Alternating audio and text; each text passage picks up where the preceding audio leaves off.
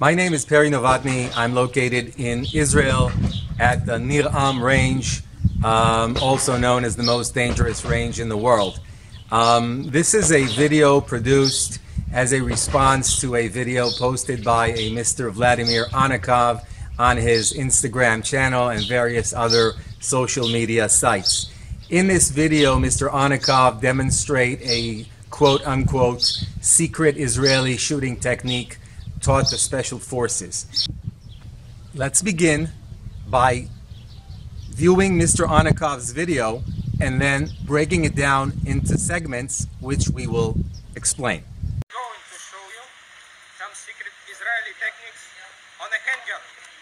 That's how we teach our special forces. Moisha, command! Good!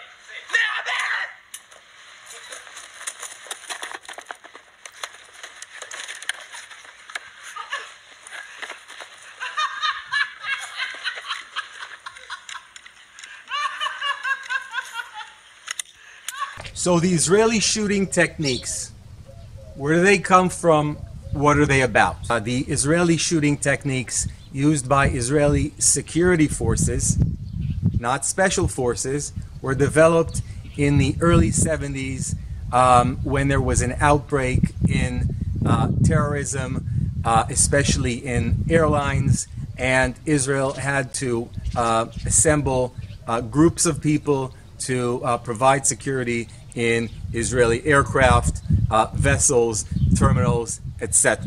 Imagine a security scenario. You have one, possibly a few security operators, and they operate in a hostile environment. They are surprised by a terrorist attack and they have to respond within seconds. That means that they operate on a principle that we call the lone fighter principle. There's no time to gather the forces. There's no time to issue commands. David, you run right, I run left. Doesn't work like that. Okay? It is a single or solo warrior doctrine. Okay? Many of the principles that you'll see in this response video that you saw in Mr. Onokoy's video are based on this. The shouting, the rapid fire, the rapid movement towards the enemy, and other issues that we will be addressing in the video. Mr. Onokoy's film begins with a shout. The shout is mechabel. The word he is shouting is mechabel, which in Hebrew means terrorist. Why would you shout terrorist? The reason is very simple. If you're a single security guard and you want to alert other security guards in the same perimeter that you identified a threat and are beginning to act on it, that is the word that is going to trigger your comrades, your buddies, into action. The second thing that you want to do is you want to alert the public. Remember that this is a security guard who is stationed in a mall, in a school, in a vessel or a terminal, possibly even an aircraft. You want to alert the people around you so they can seek cover, so they can take other action to protect themselves from the threat.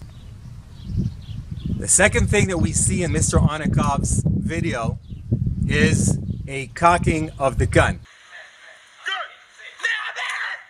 A presentation followed by a cocking of the gun, because the gun is in condition 3. What we'll be doing now is demonstrating the condition 3 cocking of the gun.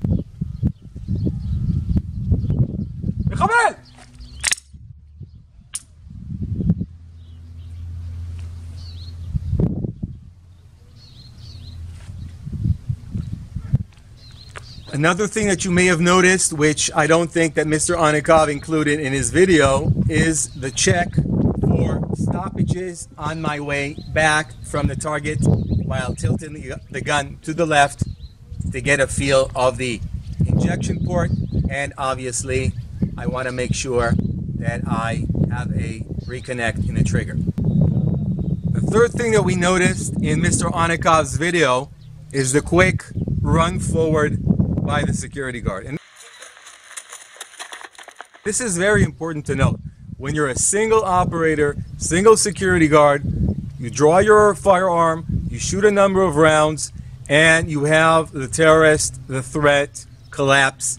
The next thing that you do is you run forward, okay? You run forward to finish the threat, okay? And this is what Mr. Onokoy shows in his video, but there's something missing which I will try to demonstrate. Here we go. Come out!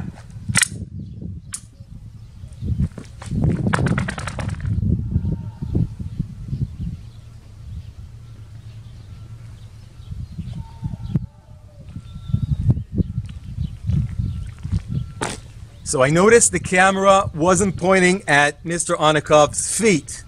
I did try to listen and see if I could hear the tapping of the feet sound, and this is something which is very unique for Israeli security operators, is that we believe that if you try to stop without tapping your feet, chances are you will slip. This is our method of coming to a stop quickly but in a steady fashion. The next technique which appears in Mr. Onokoy's video involves a barrier and a sort of bobbing of the head type demonstration when approaching that barrier. I feel that this is probably the least understood technique, and I believe that it has gotten the most remarks from viewers, and this is why I'd like to address it. Single security guard shoots a terrorist collapses, the guard has to run over to that terrorist as quickly as they can, and suddenly a barrier emerges, okay? Earlier, there was a clean line of sight between the security operator and the threat, okay? The operator had to pass a barrier. For a second or two, the threat, which was previously on the floor, was not in full view of the security operator. In that type of situation, the security operator is required to, for his own safety, to quickly peep behind the barrier to make sure that the situation is not changed. Perhaps everything is in order, the threat is still down, quick peek, and the security officer moves forward. Let me demonstrate. Come on!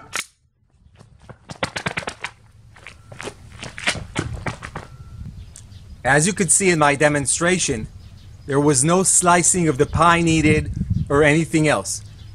Quick bobbing of the head, quick peek to make sure the threat is still down, quick peek to make sure no one is hiding behind that barrier, a second threat, and moving on. In a situation where I need to clear a room, obviously the situation, or rather the technique, would be different. So the next technique, which appears in Mr. Onokoy's video, has to do with one-handed shooting, and this, I have to admit, is widely misused. I mean, why shoot like this with one hand in the air and just one hand holding a pistol when I could apply both hands to the pistol and shoot in a more controlled, reliable fashion? But let's explore this technique and understand where it comes from. Let's say that I am a undercover security operator inside an airline. Naturally, what I might like to do is something like this.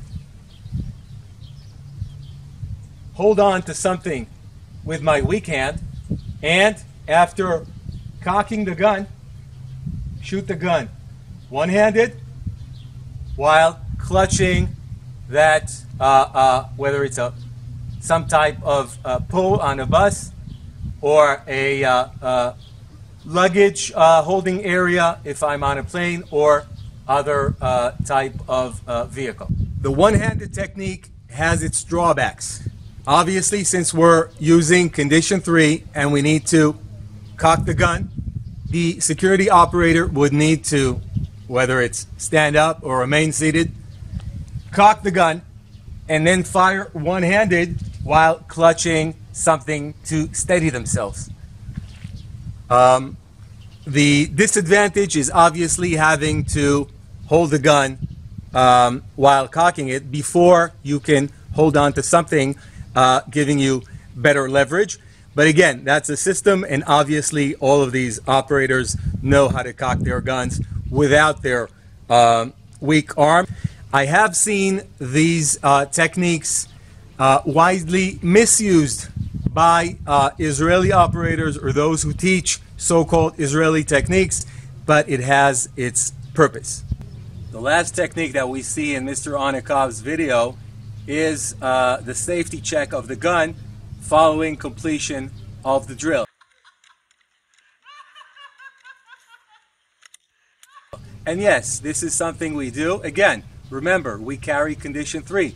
So upon completion of the drill, you want to make sure that the gun is empty and bring it back into condition 3. Since we are in a range, training in a range, we probably won't insert a magazine upon completion of the safety check and just holster the gun. Essentially, when the drill is completed, the operator would drop to a kneeling position in this type of situation.